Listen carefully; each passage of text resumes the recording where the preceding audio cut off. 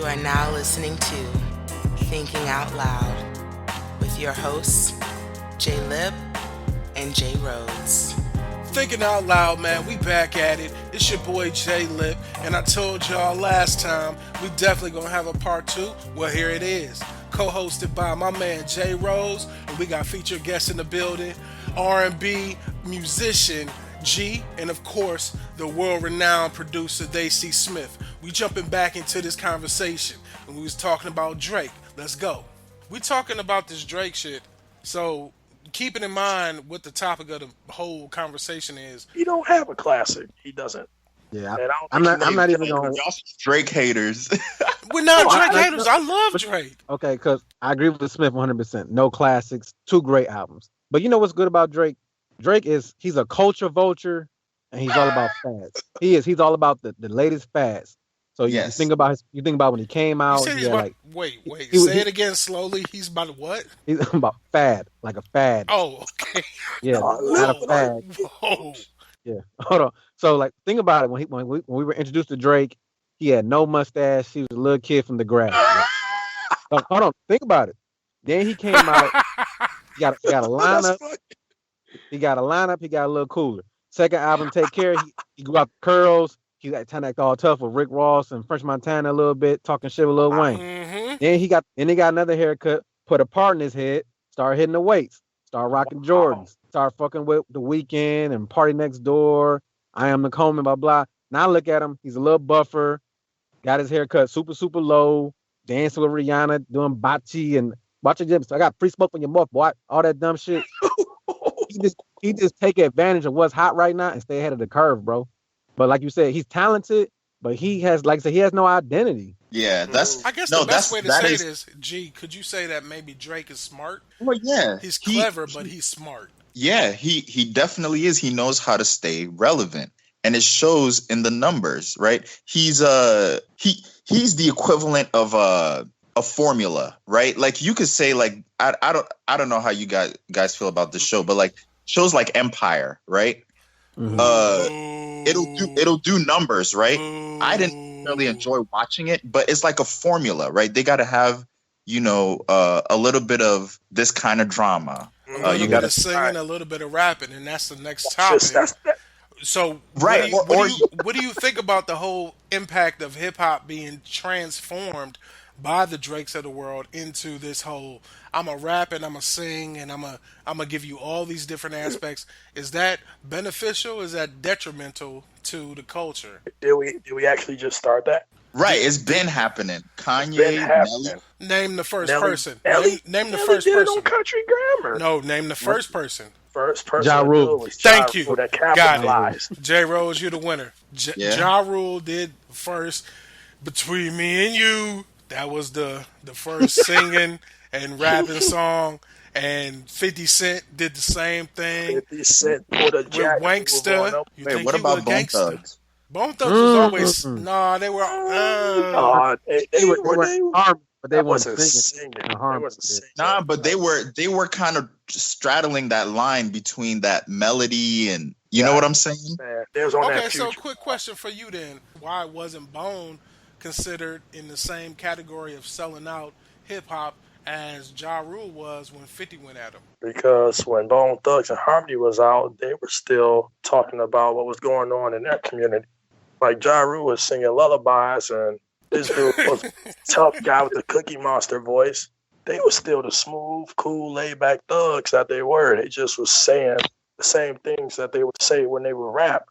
Ja Rule just flipped it. He went from holla, holla, killer, killer, Vinny Vetti Vici to I want to be your man, and I want you to be 5'5" with brown eyes and thick thighs. Like, they wasn't talking about none of that. He says the first of the month, see you at the crossroads. Like, this is what hood people went through in their community. And rap was under a lot of scrutiny back then too. Rap was very scrutinized back in the 90s. Yeah, I think his image basically is what it comes down to, the image that they portrayed. So what image did they portray to you? Basically what Smith just said. I mean, they still held up that hood, Thug. Yeah, exactly. You know what I'm saying? So is singing and rapping good or bad for the community? And when I say community, I mean the culture. Is that good or bad for the hip hop community? Because hip hop isn't really about R&B. Like there has always been a separation.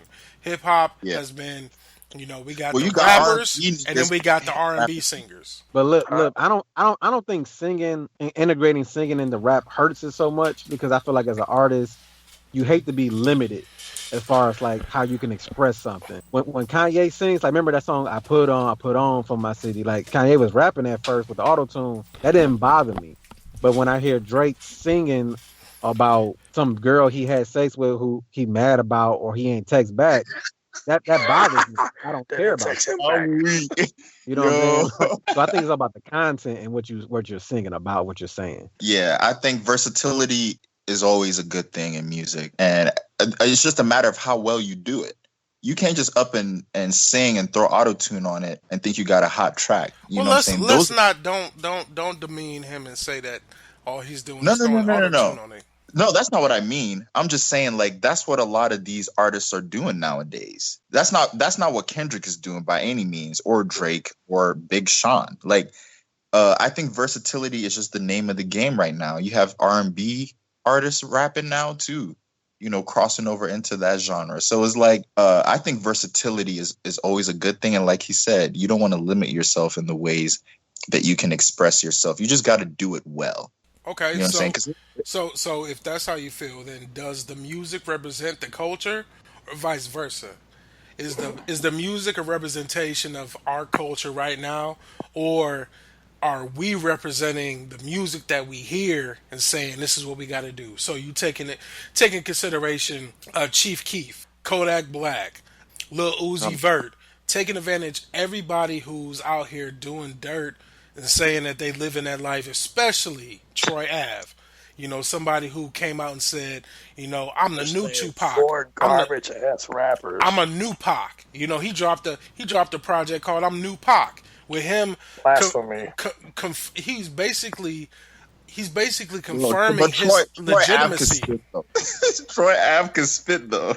He could spit though, Troy, but do you appreciate him putting himself against Tupac and saying he's the new Pac? Nah, nah, nah, His nah, nah, project is New Pac. nah. well, he only named it New Pac because they went through the same similar situations. That's no As far excuse. as That's no excuse. And I'm I not a don't Pac say you fan. should. I'm saying why he did it. I ain't saying it's right. Yeah, I mean, a lot of artists have tried to emulate that Tupac moniker, whether it be from Lil Ja Wayne. Rule, DMX, Lil Wayne. I don't know about Lil Wayne. I Yeah. mean, so Whoa, to me, it's whoa. When did Lil Wayne try to be Pac? yeah, Bro, listen. If you Yeah, listen to the you see Carter all II you see all album, those that you just said. That no, shows because me I'm there's actually no. trying to. No, I'm really trying to remember the lyric. That's why. But if you listen to the Carter II album, there's a lot of references in there. yeah. I'm I'm not talking about like paying homage or something like a song or two. Oh, okay. I'm talking about like really emulating the persona of a Tupac. Even 50 had that.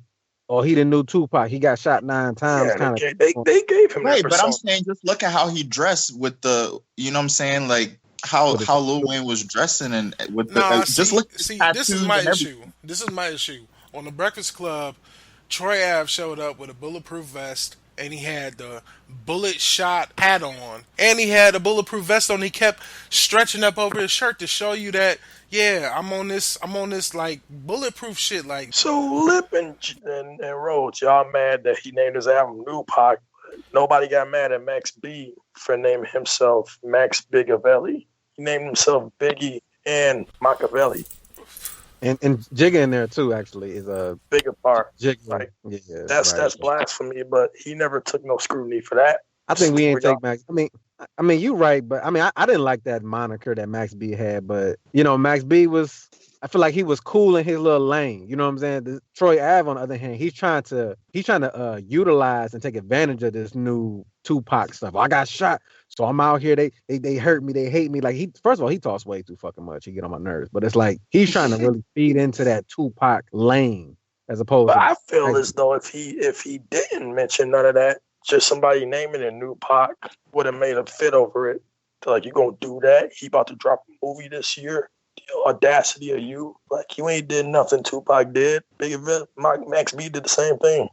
He was It's a got marketing scheme. multiple. It's a He marketing dropped. scheme. He was paying tribute to them though, in a way. He was paying tribute.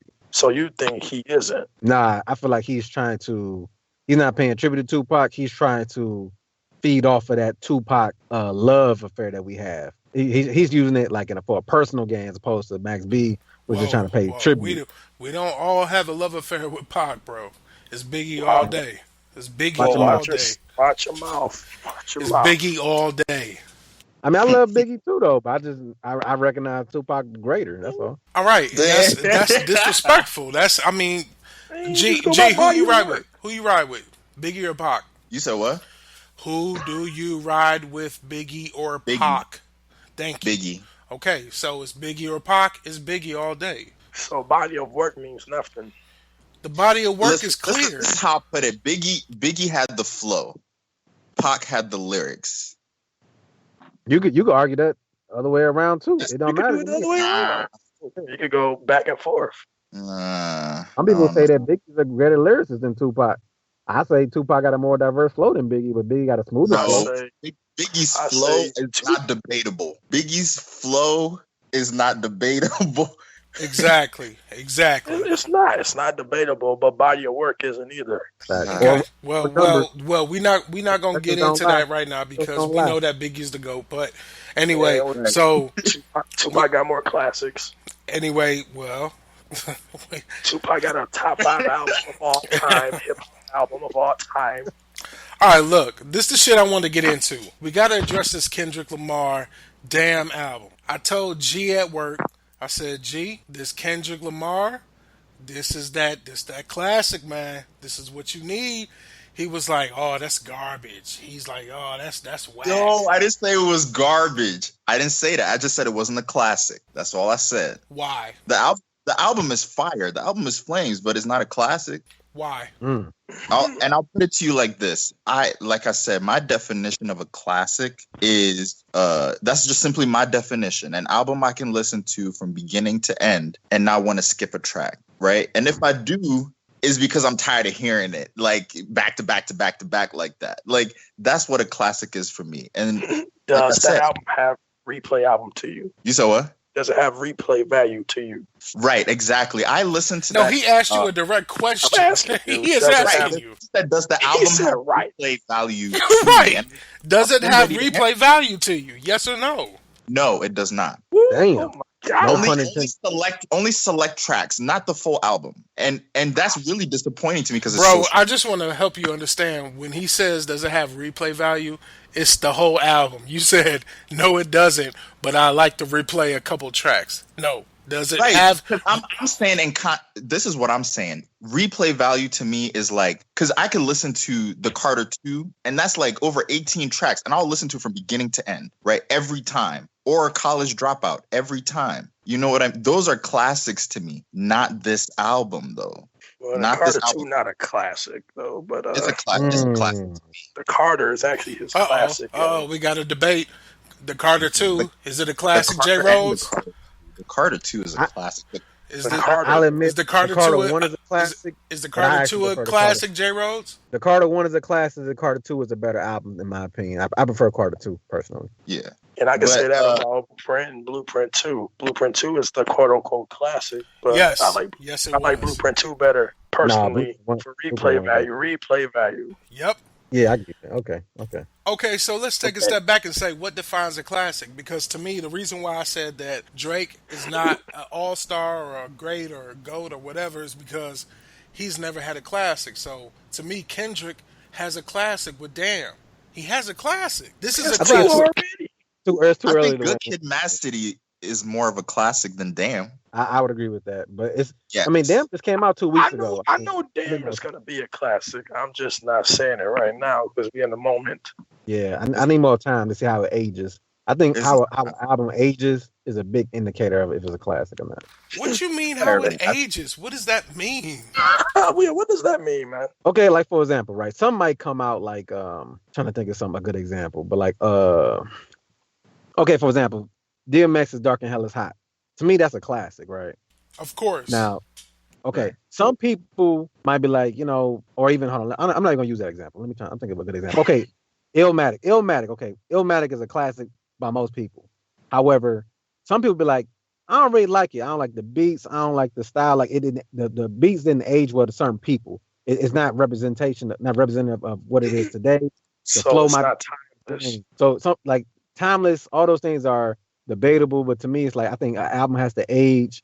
The content still has to be relevant to you. It has to make you feel something. Damn just came out, so I'm still digesting it.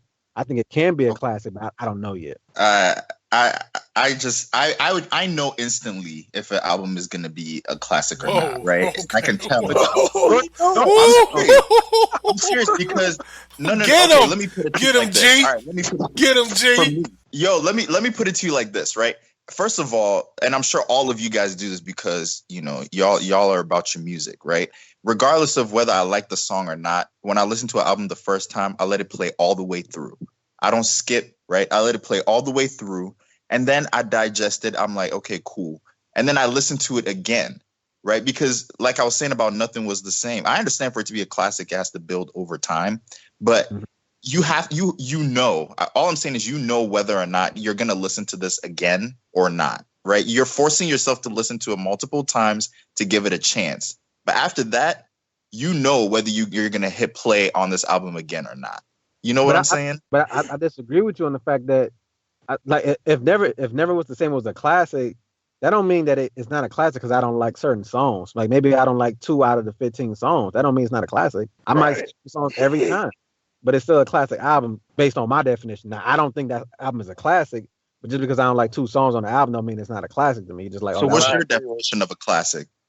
something that I can listen to the majority of the songs over and over again and still get that feeling. That feeling, whether it's taken right, to a place in my life, whether it sounds sonically, like just right. that Right. emotion that it gives me. So But if you Now let me like hold on, and not a let me give Smith a chance too. Smith, what do you think is a classic? A classic to me is something that's timeless.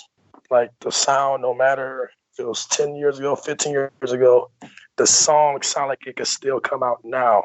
Like if it sound like something that you could just come out with now, like let's go to trying to think of somebody besides Jay-Z. Let's go to The Freeway. I think that was a classic album. I oh think yeah, if he came out with some of them songs now, they would still sound brand new because of the sonically the way it sounded. And like you said, does it got replay value? That's key. Even though some albums you can't listen to every single time. What else? Like To Pimp a Butterfly. That's a classic to me, but it don't have replay value Okay, because it was I it gotta was I gotta disagree. That To Pimp a Butterfly, man, that was not a classic, bro. it's a classic because of what it I stood think for. yes. Yep. What it stood for, the moment, like that would never be forgotten. When you hear that album, it's gonna G just take you trying to back to. agree with somebody. He just trying to agree with somebody. That was Nah, not a I'm classic. I'm with you, keeping Lip. it I'm 100. with you, Like Lip. It's not a classic. It's not a classic. But y'all, I don't y'all think it's a saying y'all saying it's not a classic because it wasn't sonically fit for y'all ears. Of course, it was different from what's out right now from the trap music, but it was still It's relevant to different from what's going then. on. to pimp a butterfly sonically was genius, and It it took was me. No, seriously, it took me and my little brother, right? Because I mean, we don't just do music like sonically. Like we read music, studied music theory. Like he's going to school right now. His degree is in See, you music don't performance even and know what jazz. his degree in. See, No, hold you on. keep It's a music performance, and jazz studies. Music is in my family. You know what I'm saying? My dad currently getting his PhD in music therapy. So Me like, too. My dad is getting his PhD in music theology, and my right. grandfather is getting his degree in music perfection, and then my uncle is also getting his music perfection. Not, So I'm not you saying it know, to flex. Like I'm saying it to like kind of prove my point. Like how like I arrived at that point of like how genius that album is sonically. Like we really had to sit and listen to like different parts like throughout the day. Like yo, that's crazy what they did there. You so know what you I feel mean? like It's like that, but you don't feel like that about Damn, about Kendrick. no, I I don't don't. think I get what he's saying. I don't think that's a easy listen for the average Joe that's not like as musically inclined as, people that's in that field. Like for us to hear that, we're like, whoa, they implement jazz and like all this, like I'm talking about blues, like jazz, like in a hip hop album, not samples. Like you got actually people playing this stuff. It's like it was just, and then it's so left. How you just set yourself to the side of everything that's going on now to do that? That was so left field, and the content was just the message behind the whole album was just dope to me. For him to even take that risk to even do that, that just got to be a classic to me. Like that could have easily bombed, and then he got all these accolades for it because what was going on in the country. Like I don't think nobody else would have took that risk but him. Well, you know what? Will Drake ever have a classic? No. All right. Great answer. Perfect answer. Oh, he already has a classic to me. No, he doesn't. No, he doesn't. Because nothing was the same. No, nothing was the same. So here's my question, and I'm trying to be quiet. I'm trying to let y'all talk, but a classic album, Smith. Tell me what's the classic album to you, Smith, right now? Name one. Oh, a classic album? Yes. Name your classic album. Press play. All Eyes on Me. Okay. Rhodes, what's your classic album? I'm gonna show love to Jay. Reasonable Doubt. Okay. My classic album is The Blueprint 2. So what's your classic album, G? Illmatic. And you equate what? No, that's not fair. No, you can't do that.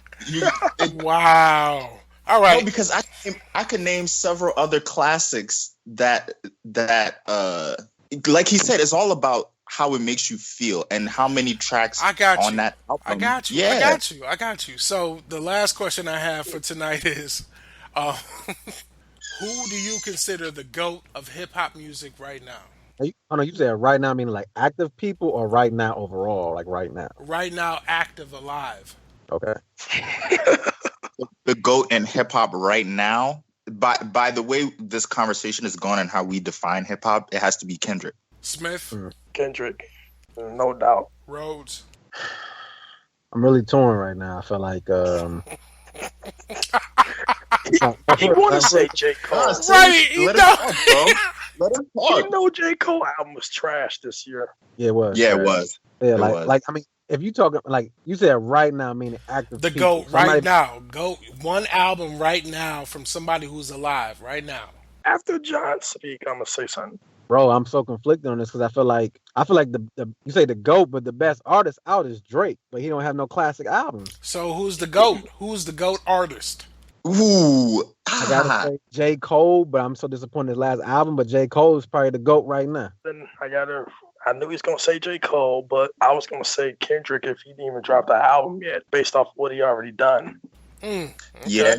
But we all agree though, if we're talking about influence on the culture and doing numbers, it's got to be Drake though. Yeah. Whoa. Yeah, he got, Whoa. I give you got that. as far as that, but when it comes to strictly rapping, that's another thing. I think he exactly. If you're talking about hip hop, like hip hop, you're right. And then I'm sorry, there really was. You know what? You're right. We listen to a lot of music that is not the most beneficial to the growth of our community. Quite honestly, we listen to a lot of music that doesn't really show growth and say, you can be more than what you are. You can come up out that hood. You can make it out that project. You can make it into this world to make money for you and your family. So starting with you, G, how do we change that perception of hip hop where, they still steamrolling our albums because they say we cuss too much and we say nigga too much? How can we change that? I think I kind of disagree with that. That's why. Go ahead. What you mean you disagree? Okay, so I don't think having saying the N word in songs and is anything that's bad. And I do think there are artists that are uplifting the community and talking about these difficult times that we're going through right now with the divisiveness of this country and race relations. I think is actually a lot more now than it has been for a long, long time. And like I said, people like Kendrick, J. Cole, and you could just look to, Obama, right? He drops a playlist like every year, during his presidency. Nah, we can't look to Obama because Obama a figurehead. We already went through that episode. No, I understand. But what I'm saying is he's putting these artists, certain songs, right? Like Wale, Kendrick Lamar, J. Cole, And these people have these platforms, but their music doesn't change. They still use the N-word. They still cuss in their music, but what they talk about, if you listen to the content, I think is positive, in my opinion. I think there are art. Basically, what I'm getting at is I disagree because I think there are artists that are having those conversations through their music right now today, and that's J.Cole, Kendrick Lamar, and Joey Badass. All right, Smith, what do you think, man? What can we do for the culture? Right now, the kids that's listening to music, they hearing, buck, buck, buck, dot, dot, dot. They hearing all that shit. Like, what can we do to change that perception, man? Because that's not going to help not only our young black men, but our young black women. But I've had this conversation with people all the time when it comes to the content of music, and I just simply go straight to the movies. I'm like, they know what's real, they know what's not real. You're going to listen to a song, you're going to watch a movie. You see a movie with somebody just robbing banks and shooting people up, that's what you're going to go out and do? They talk about it in the song. I'm going to shoot up this block, I'm going to run this block. You know you can't do that. So you want to be the dummy and do that? That's on you. I don't think the content of music should dictate the community. I mean, that's on them to imitate art, even though some people, actually do that and they're not imitating art. But I don't think music should have to change because our community is where it's at, because they was doing that before the music, just because where we came from as a people we already been living through poverty. Like that's nothing new. So the music just pretty much put a voice on our situation. And when it comes to movies, a movie is not real, but you're not going to emulate that shit that you see on the movie. So why emulate something you hear on a song? That's a great point. And then Rhodes, I got to ask you, man, the same question. What can we do to change the culture, man? The same music, dot, dot, dot. What can we do? Well, in the words of the great Cameron, we need more parent-teacher conferences. We need more people. We need more adults in the room with kids and not allowing children to take, like I said, like Smith, I'm piggyback what Smith said. You have to be able to digest this music and understand that, granted, this may be true. That doesn't have to influence you. And without that parental advisory, that guidance, any child, whether they're watching the film or music, can be persuaded to a certain lifestyle or path. So I think, going back to what Cameron said, we technically shouldn't penalize the artists for their content, their music, if it's authentic to them. Because we went from a drug dealer culture in the early 2000s and 90s to a drug user culture today, where everybody's taking drugs. We went from a time where we celebrated somebody who shot somebody to a time where we celebrate the person who's been shot, like Jay-Z said. For real. So really, at the end of the day, if the times are going to change, what can't not change is that parental guidance and that wisdom of giving somebody like, hey, you know what, this is music, you see that, but look, this is what you need to do. So I think that's the key. Hey, you know what this is? This is Thinking Out Loud. G, I appreciate you, bro. Thank you for coming on. Yeah, no doubt. CSmith, TheyCSmith, you know where you can find them at. Look at them in the description. We'll have all the music and all the links there. CSmith, we appreciate you, bro. Hey, man, gotta do this again. And then J.Rhodes, my co-host, I couldn't do it without you, my bro. I always tell you that, but I don't never believe it, man. I got you. It was love, fellas. Glad y'all came on. Killer Cam and Hey, dope. man. Oh, man, I don't know. Drake got a classic, though. Stop. All right. At the end of the day, it's Thinking Out Loud, man. We out. This episode of Thinking Out Loud was executive produced by J. Lip. Music provided by TheyCSmith. Artwork and logo provided by Rob D. And sponsored by you, the people. We thank you for listening.